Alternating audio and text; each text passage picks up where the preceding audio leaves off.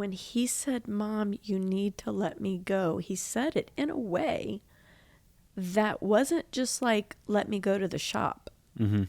Phoenix had a way of saying things that the Lord was saying through Phoenix. And he said that in a way that was, Mom, you need to let me go. Mm-hmm. Almost the tone that I heard, Kim, will you give me your son? Mm-hmm. It was the same tone.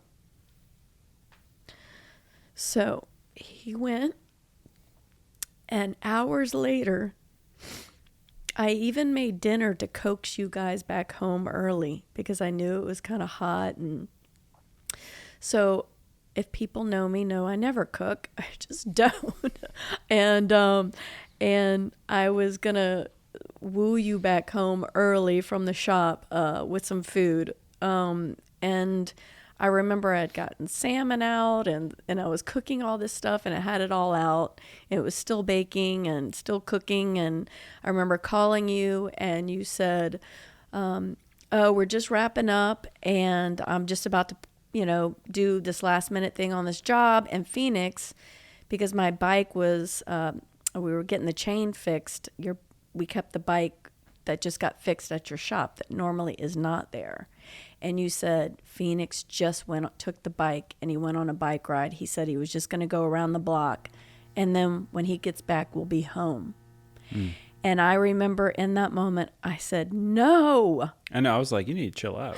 Yes. Like, it's Sunday afternoon and he's going on a bike ride around the shop. He'll be right back. And you're like, why are you... I said this, no. Right. Like, why would you let him go out on your bike? The bike, it made no sense. Why not? And I just knew. I knew something had happened, but even didn't really click in. My spirit knew something happened, but my mind wasn't. So then it was literally 5 minutes later, I got a call from Sergeant at the time. He's now Lieutenant, but Sergeant Masters. Kim, something happened to Phoenix. He was riding his bike. I thought he got in a car accident. And again, everything is baking. Everything is like out, being cooked and half cooked. And I said, the moment has come. The moment I have feared has come. And the moment that, and I had Ren, Phoenix's little sister, 6 years old. And I remember kind of having this dual thing go on. It was a very interesting thing. And then I want to hear from you about your last, thought, seeing Phoenix last before the event happened. But I remember that I had this fight or flight experience and I was in shock a little bit, but then I was calm at the same time. It was very interesting to the point where I tried to start putting up the food because I knew I was going to be gone for a very long time after that. And I just asked Sergeant Masters, I said, well, come get me because I can't drive. My car's not even here. I don't even know what my name is right now. Come get me. And he said, I'm on my way. And I said, is he dead or alive? He said, I don't know. Now, I didn't know at the time. At the time, he had no pulse, and he hadn't had a pulse in a while. Mm-hmm. And Masters didn't tell me that. And I'm actually glad he didn't tell me that because that was even God's providence. That if he would have told me he's dead, he has not had a pulse, he's gone. If he would have told me that, I don't know if I would have had faith for what I needed faith for. Right. In that cop car. Me battling for my son's life through prayer in that car when he came to get me. It's kind of like Jesus when he said he's not dead, he's sleeping.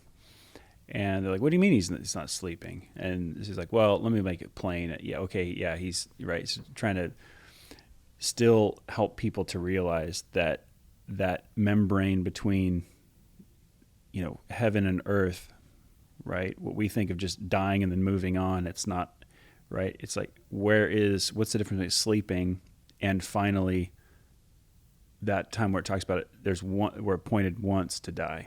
So what is that difference between sleeping and that appointment of death, of going to be in eternity? So in Phoenix's case, is he dead or alive? I don't know. Sleeping. And we later found out from the emergency room doctor, he just, worked on him for upwards to an hour. Right. So when he didn't have a pulse, they couldn't find one. If it was weak, who knows? But he, So what was your last? What was going on? Well, like I knew it was hot that day, and you're like, you should chill out. You should relax. Let's take it easy. It's hot. July 2nd, it was right before the major heat waves, but it was hot. There was a heat advisory for sure. It's like I knew it was hot, and I know the dangers of working out in a shop. I do it all the time. And so we loaded up on water. We got the wet rags. We brought a big thing of ice. And so he wants to work. He's restoring his Porsche. He wants to go and chill out, right? And hang out, do his own thing. And so I loaded him up with all the fans, got him positioned where I felt like as a dad, like it's his, it's not out there mowing a lawn or, digging a trench or anything like that. No exertion. He's just relaxing, touching up parts of his car. And so I was getting ready to apply some finish on some project.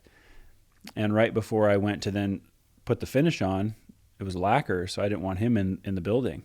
Or he had to put on this mask. And so I said, Phoenix, you got to put on this mask because I'm about to do the lacquer and then we'll go home. And he said, I'll just go around the block with the bike. And I thought, well, that's fine. I mean, you just go around the block and he won't be at the mask and all that stuff and breathing all these, the fumes that I was about to put on the doors. And so I do remember him saying he was drinking some LaCroix and he puts the LaCroix, he said, this LaCroix ain't cutting it. And he puts it on like this shelf and he goes to the bathroom to get some water with a little water, thing there. So he loads up on a bunch of water in his Nalgene bottle and he's like going like this with his hair. It's all floofed up because he had a hat on with his, he was listening to tunes when he was working on his car and with the wet rag around his neck and stuff.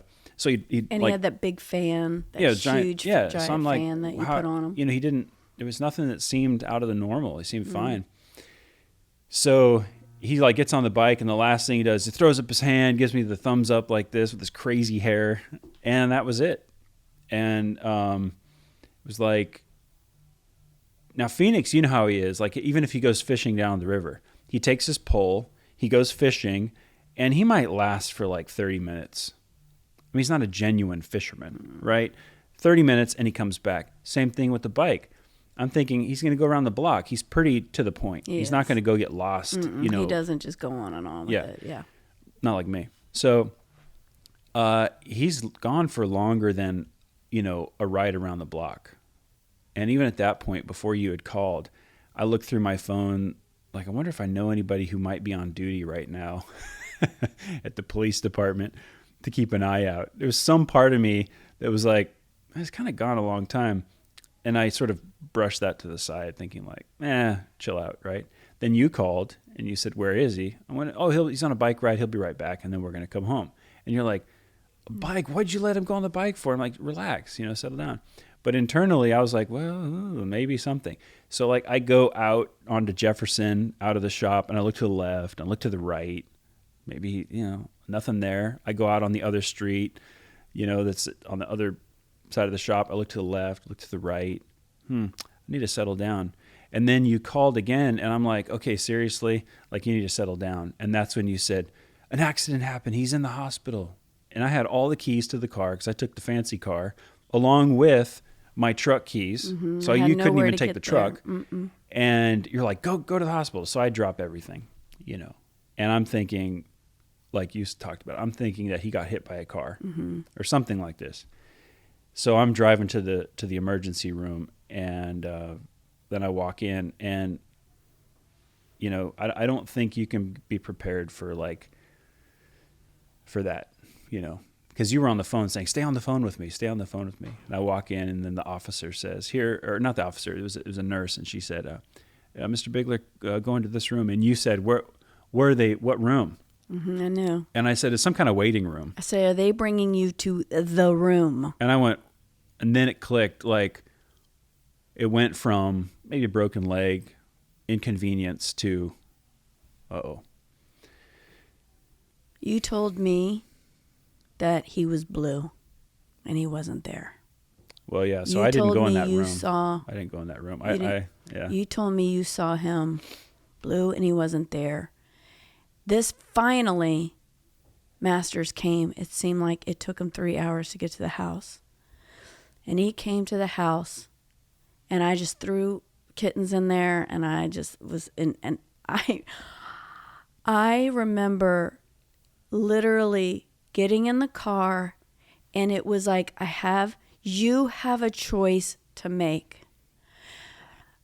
You can either choose faith or fear, because one thing, whatever you choose, it's going to overcome you. I felt that. I'm going to be overcome by something. Something is about to overcome me.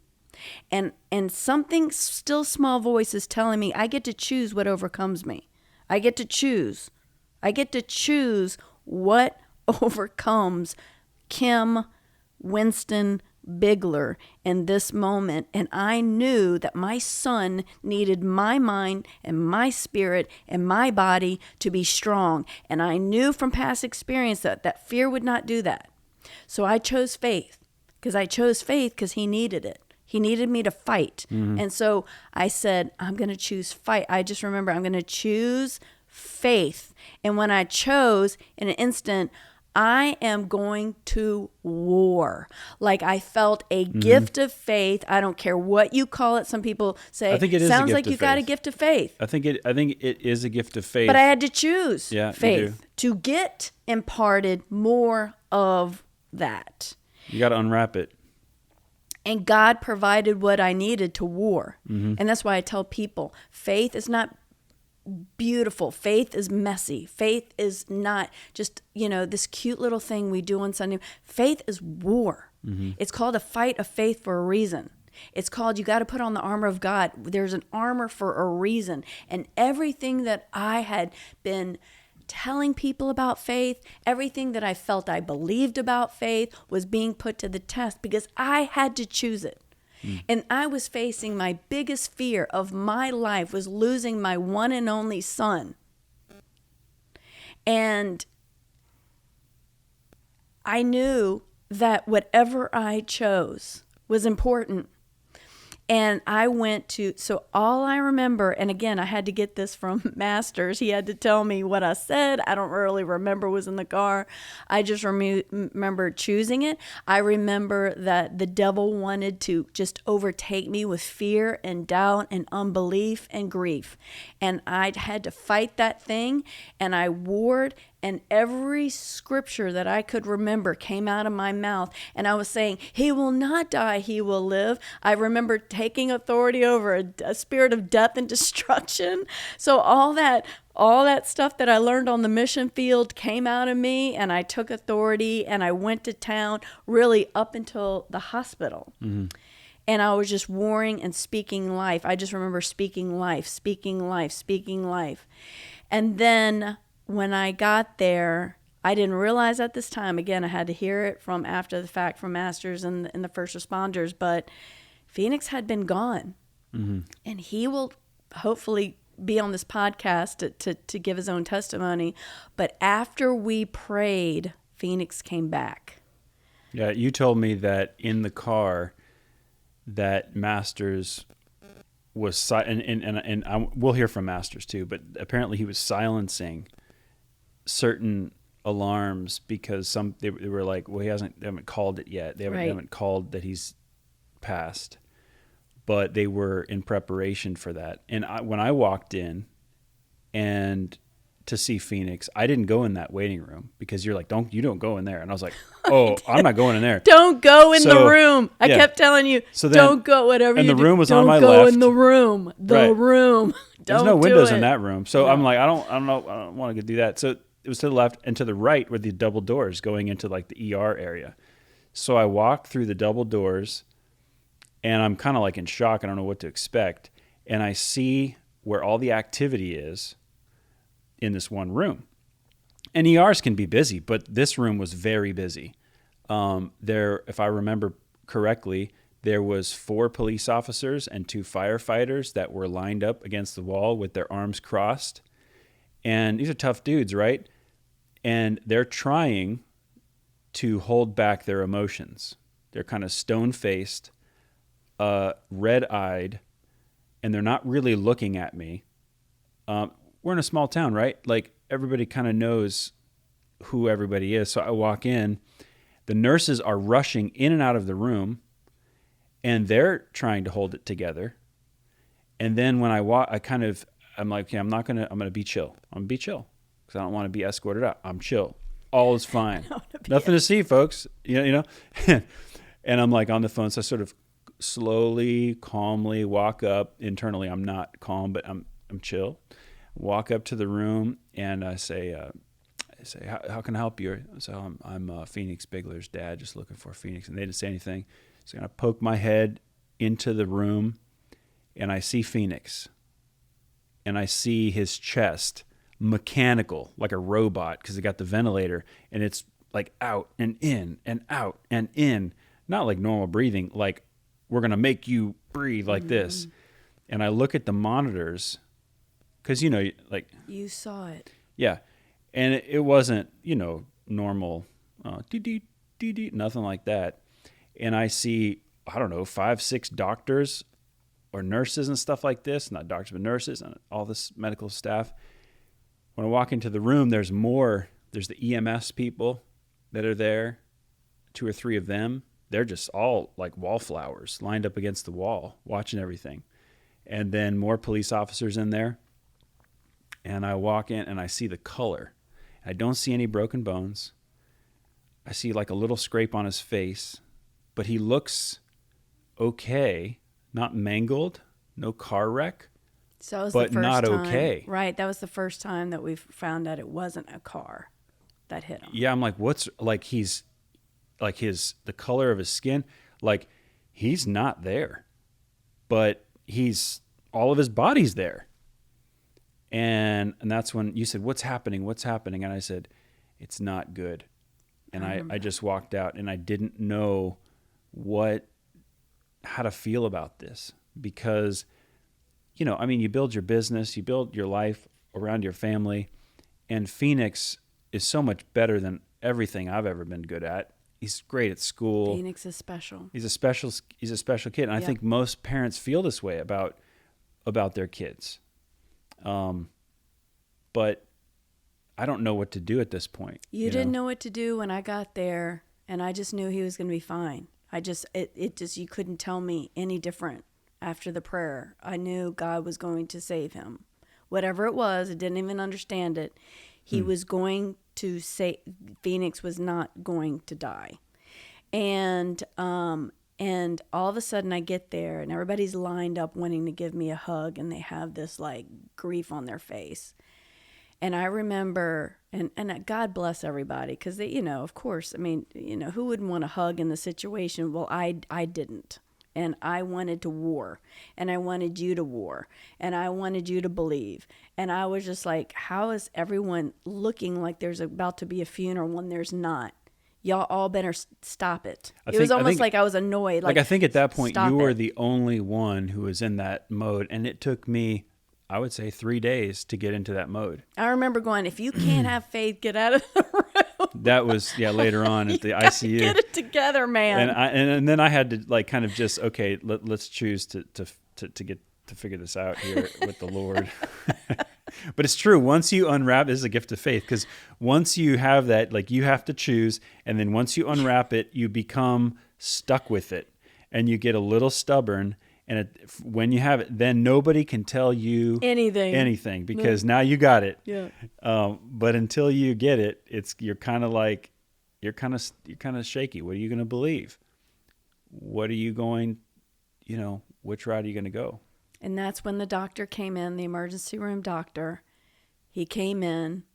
He said, something told me to do it one more time. Yeah. To try one more time. It should have been called.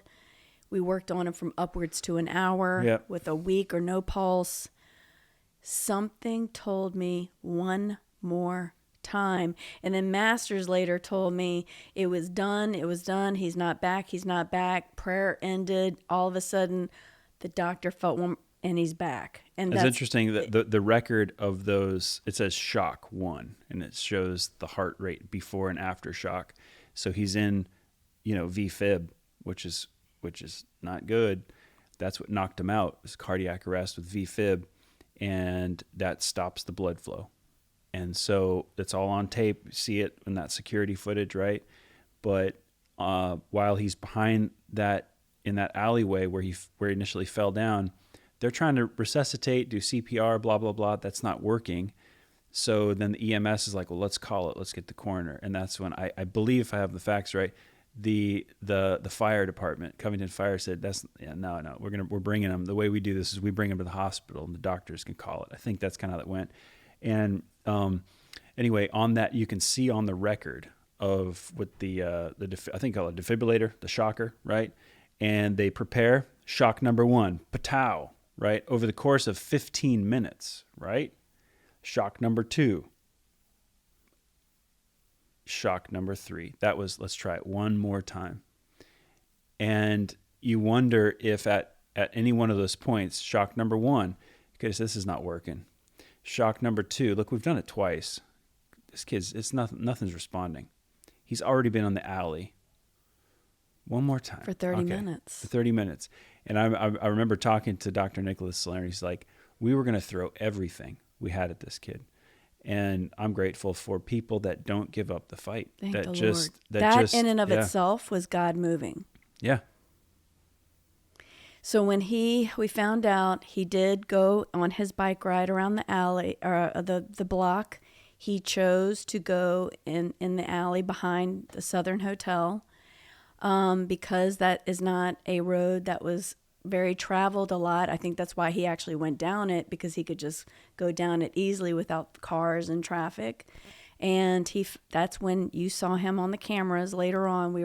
We had cameras and footage of he was this normal kid jamming out to music, no care in the world, and he literally went down instantly on the bike, and then nobody was there in that alley to see him struggling for up to 30 minutes. And this lady reached out to me on Facebook later on, and we later found out he was in VFib and cardiac arrest, and then got into a global anoxic brain injury realm because of the lack of oxygen for so long that he completely starved of oxygen in his brain, which nobody comes back from. Nobody come back from cardiac arrest, much less a global anoxic brain injury. But this lady finally, and I was like, well, who finally stopped? And it was not the first responders. I thought that they had first responded to Phoenix, but it was this older lady. She said she was coming back from work, and the Lord said, and she says, I never go home that way. And she said this, her own words, she said, God told me to take the alleyway. Wow. And if that lady would not have heard the voice of the Lord, been obedient to the voice of the Lord, our son wouldn't be here today. Mm-hmm. So we keep talking about emergency rooms and even prayer and the cop car. All of it was God, right? All of it was God. But if he wouldn't have spoke to that lady, and she wouldn't have heard his voice and was obedient to his voice, we wouldn't be. We would have a different story to tell today. Sensitivity to the Holy Spirit, I think, is the big deal. God had multiple miracles here in place.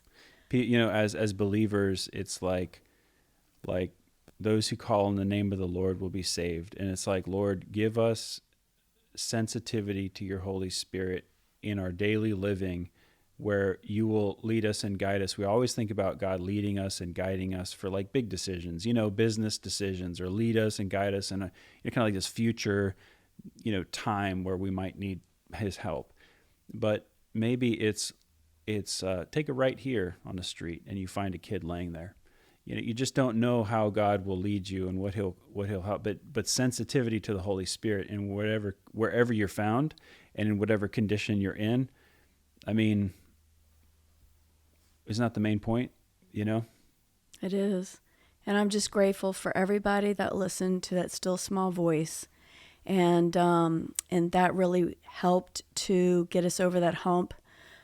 Phoenix made it through that first night. He was airlifted to Ochsner, and then that started a whole nother journey of faith. Yeah, right. We had the instant miracle We fought for an instant miracle. We contended. It felt like literally we were shoved out on a battlefield where it was like high stakes, our greatest fear staring us down. And then once we got over that, I feel like our bigger walk of faith was yet to come, because there's something to be said for instant miracles, and I'm grateful for those. But then there was that enduring faith that has to kick in to see all the promises of God. Yeah. It's one thing to, okay, Lord, save my son's life.